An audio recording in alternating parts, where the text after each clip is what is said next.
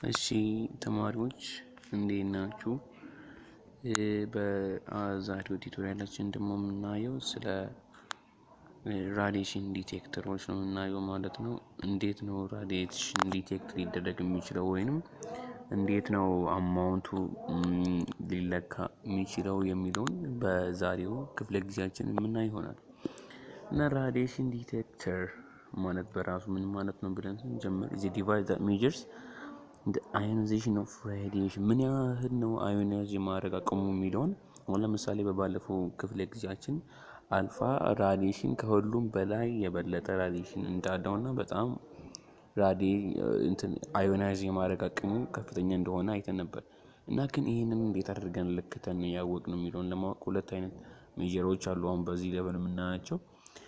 አንደኛው ሲንትሌተርስ እና ከዛ በኋላ ያለው ደግሞ ጌገር የሚለውን እሱንም እናያለን ማለት ነው። እና such as beta radiation, gamma radiation, alpha radiation with the matter የሚለውን እነዚህን ሶስቱንም ነው መለካት የምንችለው። There are different types of radiation detectors, most widely one of which are discussed below.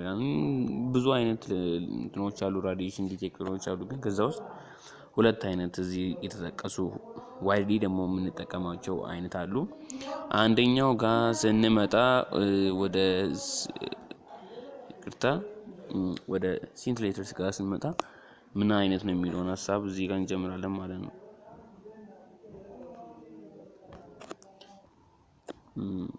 Scintillator ምንድነው ሲል is a general term for a substance that emits fluorescence when exposed to radiation of high energy. አሁን is a general term ነው የሆነ ተርም ነው።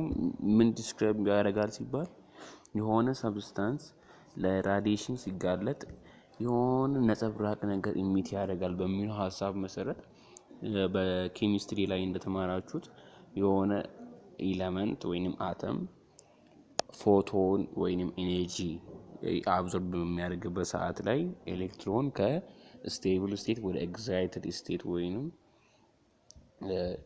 ከመጀመሪያ ከነበረበት ስቴት ወደ ሌላኛው ኦርቢታል ሲሄድ ኢነርጂ አብዞርብ አድርጎ ይሄዳል። ከዛ ሲመለስ ደግሞ ኢነርጂ ሎዝ ያደርግና ይመለሳል።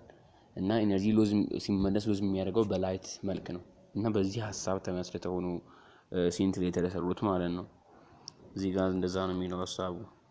It's a type of phosphorus ሊሆን ይችላል፣ ፎስፈር ሊሆን ይችላል። ይሄ ማቴሪያሉ የምንጠቀመው when radiation collide with this substance በእነዚህ ሰብስታንስ ላይ ሬዲዬሽኑ ኮሊደር it absorbs its energy and internal electron move from ground state when ከስቴብል ስቴት to the excited state ቀደም ከነበረበት ከስቴብል ስቴት ወደ excited state ይቀየራል ማለት ነው። when this electron return to the ordinary stable state it releases energy in the form of light emission, visible light ወይንም በአልትራቫዮሌት ላይት መልኩ ኢነርጂውን ኢሚት ያደርጋል ማለት ነው።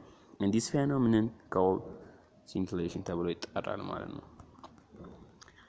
The incident radiation can be measured quantitatively by photoelectrically converging amplifying እዚህ ጋር ፎቶ አለ ሜጀር እንዴት እናደርጋለን የሚለውን ሐሳብ ነው። አሁን እዚህ ጋር ከነቀድሙ ያየን ነበረው ጀነራሊ ስለ ሐሳቡ ነው። አሁን ደግሞ እንዴት ይደረጋል የሚለውን ስናይ incident radiation can be measured quantitatively by photoelectrically converting ወይም amplifying እዚህ ጋር አለ photoelectrically convert የሚያደርግ ማለት ነው። እዚህ ጋር ሬዲዬሽን አለ። ይሄ ሬዲዬሽን መጥቶ ይሄን የቀደመ ያለውን ሰብስታንስ ሲያገኘው ላይት ኢሚት ያደርጋል። ባይዘው እዚህ ጋር ነው ያለቀው ራዲዬሽን። ከዚህ ውጪ ያለው ራዲዬሽን አይደለም። ምንድነው ያለው ሲባል ራዲዬሽን ሳይሆን ይሄ ሰብስታንሱ ኢሚት ያደርገው ላይት ነው።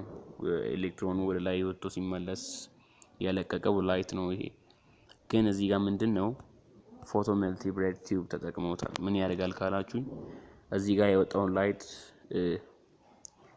ለኮምፒውተሩ ስለማይመች አምፕሊፋይ ይደረጋል። ማለትም ቀደም ከወጣበት ሳይዙን እንጨምረዋለን። እዚህ ጋር አሁን እዚህ ጋር እቺ ብቻ ነበረች።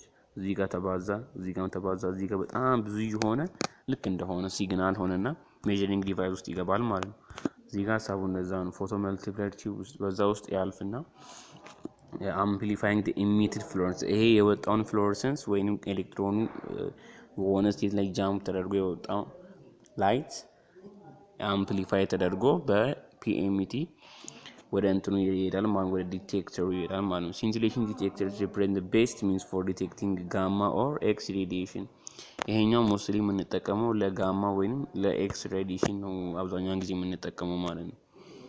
and the second most commonly detected type after GM tubes ማለት ነው። ከጂኤም ቲዩብ በሁለተኛው ነው ጂኤም ቲዩብ አንደኛው ወይንም ከዚህ ቀጥሎ የምናየው ጊገል ሚውለር ቲዩብ የሚባለው ከሱ ቀጥሎ ያለ ሁለተኛው ሞስት ኮመን ዲቴክተር ተብሎ የሚጠራ ሜዠሪንግ ዲቫይስ ነው ማለት ነው። ይሄ ጊገር ካውንተር also known as the Geiger-Müller tube በመባልም የሚታወቀው is used to quickly detect and measure the radiation በፍጥነት ነው ይሄ የሚለካልን ከእንትኑ ይልቅ ማለት it exploits the natural process of the ionization to detect and measure the radiation ናቹራል ፕሮሰስ ወይም በዛች ቲዩብ ውስጥ ያለችው እዚህ ጋር ቲዩብ አለች። በዚህ ቲዩብ ውስጥ ያለውን ናቹራል ፕሮሰስ ይቀየርልንና እኛ ሬዲዬሽኑን እንድንለካ ይረዳናል ማለት ነው። ስለዚህ እዚህ ጋር እንመለስና it exploits the natural process of ionization to detect and measure the radiation.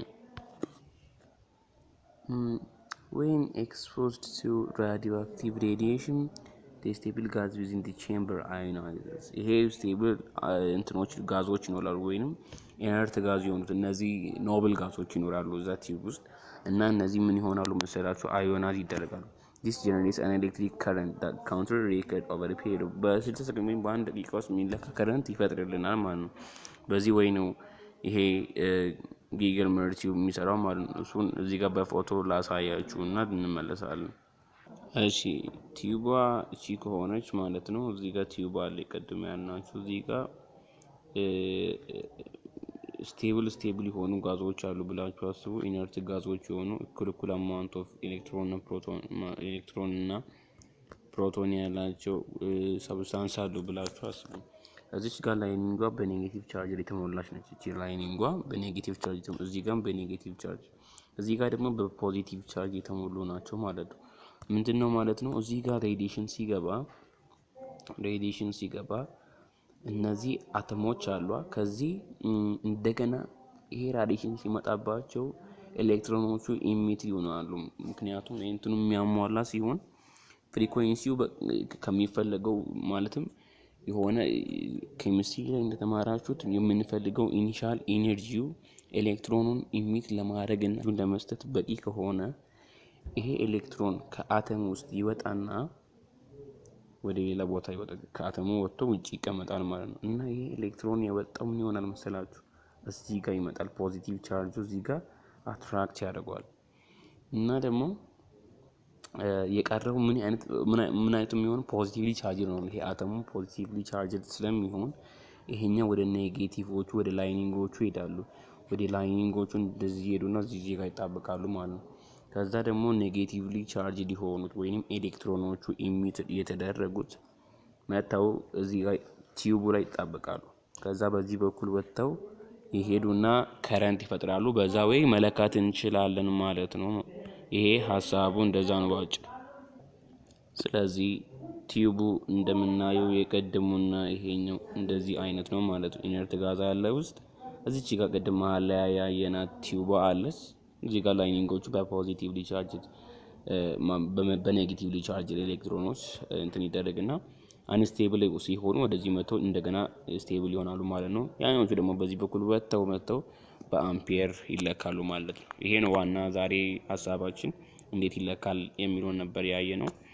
እዚህ ጋር ከላይ ትንሽ የቀረች ሐሳብ አለች። እሷን አይተን እንጨርሳለን ማለት ነው። እና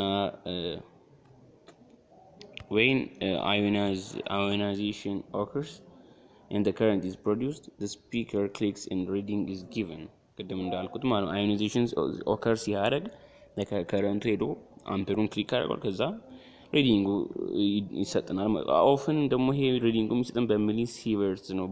በባለፈው ክላሳችን እንዳየነው ሲቨርትስ ማለት እንትን የምናይበት በጁል ፐር ኪሎግራም የሚለካበት ወይንም አማውንት ኦፍ ኢነርጂ ፐር ማስ ወይንም ፐር ዩኒት ማስ ኢን ኪሎግራም ምን ያህል ኢነርጂ አለፈበት የሚለውን የሚያሳየን ዩኒት ሲሆን በዚህ ነበር ባለፈው ክላሳችን ነው።